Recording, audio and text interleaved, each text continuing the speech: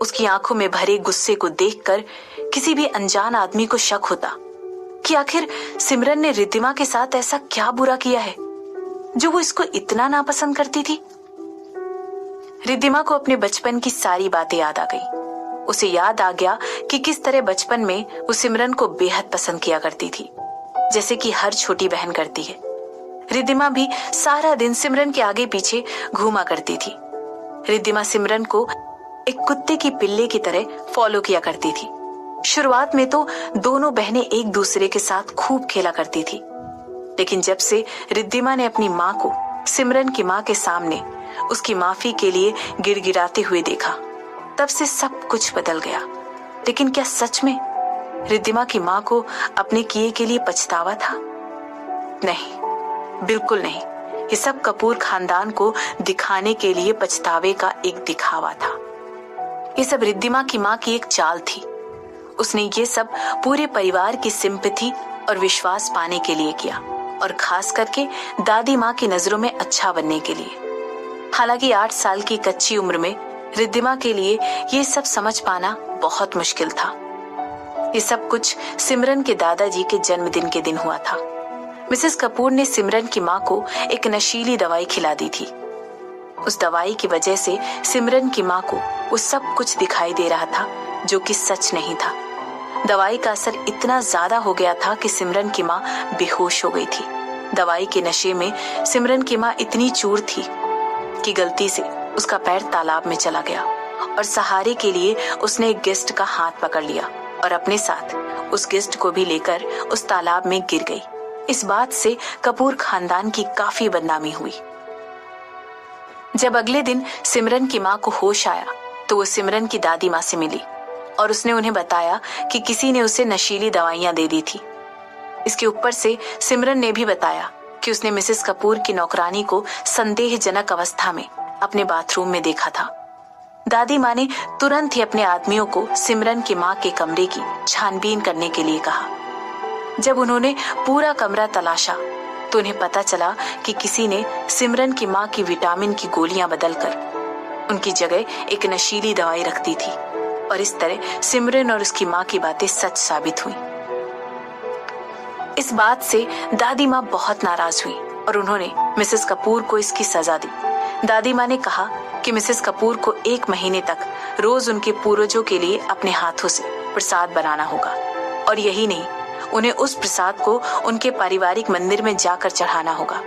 ना जाने कैसी ये बात रिद्धिमा के स्कूल के दोस्तों को पता चल गई, और उस दिन के बाद से पूरे स्कूल में रिद्धिमा का मजाक बनकर रह गया। सब रिद्धिमा को चतुर की बेटी कहते चिढ़ाते थे। उस समय रिद्धिमा को लगता था कि उसकी माँ बेकसूर है, इसीलिए जब उसने अपनी माँ को सिमरन की माँ के आगे माफी मांगते हुए देखा तो उससे सहन नहीं हुआ और वो बहुत गुस्सा हुई। बस उस दिन के बाद से रिद्धिमा सिमरन से नफरत करने लग गई। उसने सिमरन पर अपनी माँ को फंसाने का इल्जाम लगाया। जाहिर सी बात है, ये एक नफरत भरे रिश्ते की शुरुआत भर थी। जैसे जैसे दोनों बहनें बड़ी होने लगी, उसके लिए अनजान बनती गई, और उनका रिश्ता और भी ज्यादा तनाव में हो गया जब उन दोनों की जिंदगी में हेमंत रायचंद आ गया। रिद्धिमा बचपन से ही एक जिद्दी और उपद्रवी बच्चे की तरह बड़ी हुई थी। वो बेहद फ्रैंक और सीधा बोलने वाली लड़की थी। जो भी उसके दिमाग में होता था वही उसके जुबान पर भी होता था। इसीलिए जब वो पहली बार हेमंत से मिली तो उसने तुरंत ही अपनी माँ को बता दिया कि वो हेमंत को पसंद करती है। लेकिन किसे पता था कि हेमंत की सगाई पहले ही सिमरन से हो चुकी थी। यहाँ तक कि रिद्धिमा की माँ भी उसके बारे में कुछ नहीं कर सकती थी। ये सब दादी माँ के कहने पर हुआ था, और पूरे परिवार में किसी में भी इतनी हिम्मत नहीं थी कि वो दादी माँ के फैसले के खिलाफ जा सके। और ये बात जानने के बाद रिद्धिमा की नफरत सिमरन के लिए और भी ज्यादा बढ़ गई थी। ये नफरत और हेमंत को पाने की चाहत ही थी कि रिद्धिमा ने सिमरन के खिलाफ एक गंदी चाल चली। उस चाल के पीछे रिद्धिमा का केवल एक ही मकसद था, उसे सिमरन की इतनी बेइज्जती करनी थी कि हेमंत और सिमरन की सगाई अपने आप ही कैंसिल हो जाए। लेकिन क्या इन सब में रिद्धिमा अकेले थी? बिल्कुल नहीं। कहीं ना कहीं इन सब में हेमंत का भी हाथ था। हेमंत भी रिद्धिमा के प्यार में पड़ गया था और उसने सिमरन के खिलाफ रिद्धिमा का साथ देने के लिए हाँ कर दी थी। आखिर में दोनों सफल हो गए। वही हुआ जो वो दोनों चाहते थे और सिमरन के गायब होने के 1 साल बाद ही हेमंत और रिद्धिमा की शादी हो गई। आज भी रिद्धिमा के मन में सिमरन के लिए नफरत के अलावा और कुछ भी नहीं था। जब भी वो अपने अतीत के बारे में सोचती थी, उसे सिमरन पर और ज्यादा गुस्सा आता था। साथ ही उसे ये जानकर सिमरन से और भी ज्यादा चिढ़ होती थी कि सिमरन ने आखिर क्या सोचकर हेमंत से शादी करने का फैसला किया था, और वो भी तब जब वो खुद जाकर किसी गैर मर्द के साथ सो गई थी। और जब मीडिया ने सिमरन की एक अनजान आदमी के साथ आपत्तिजनक तस्वीरें पूरी दुनिया के सामने लाकर रख दी, तब रिद्धिमा का गुस्सा 7वें आसमान पर पहुंच गया। हालांकि वो तस्वीरें रिद्धिमा की मां ने ही मीडिया को दी थी, लेकिन तब भी रिद्धिमा सिमरन से ही गुस्सा थी। या फिर उसने हेमंत के साथ ऐसा कैसे किया?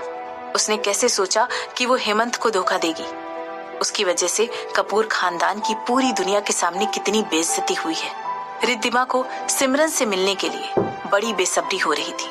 वो ये जानने के लिए मरी जा रही थी कि इतने सालों में खोई उसकी बहन आज इतने सालों बाद आखिर क्या बनकर सामने आई है। दोनों को ही एक दूसरे को देखे बिना कई साल गुजर चुके थे और आज इतने सालों बाद रिद्धिमा रायचंद परिवार की बहू बन गई थी। इसके अलावा फिल्म इंडस्ट्री में भी रिद्धिमा का काफी नाम था। हर दिन उसकी तस्वीर किसी न किसी पॉपुलर मैगजीन में छपती रहती थी। रिद्धिमा सोच रही थी कि जब सिमरन को इन सब के बारे में पता चलेगा तो वो कैसे रिएक्ट करेगी। इसके अलावा रिद्धिमा ये भी सोच रही थी कि जब सिमरन उसे हेमंत के साथ देखेगी और उसे पता चलेगा कि हेमंत रिद्धिमा के साथ कितना खुश है, तो उसका क्या हाल होगा। आखिर रिद्धिमा और हेमंत की जोड़ी पूरे बॉलीवुड में चर्चा का विषय थी। क्या ये सब जानने के बाद वो वापस से टूट जाएगी? रिद्धिमा ये सब सोचते हुए अंदर ही अंदर मुस्कुरा ही रही थी कि तभी रूम का दरवाजा एक बार फिर से खुला और इस बार एक खूबसूरत लड़की छोटे घुंघराले बालों के साथ दिखाई दी।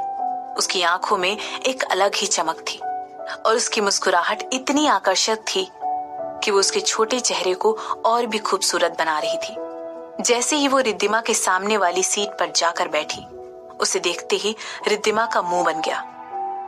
यकीनन वो सिमरन ही थी, लेकिन पता नहीं क्यों उसे देखते ही रिद्धिमा के पास उसे डिस्क्राइब करने के लिए शब्द नहीं थे।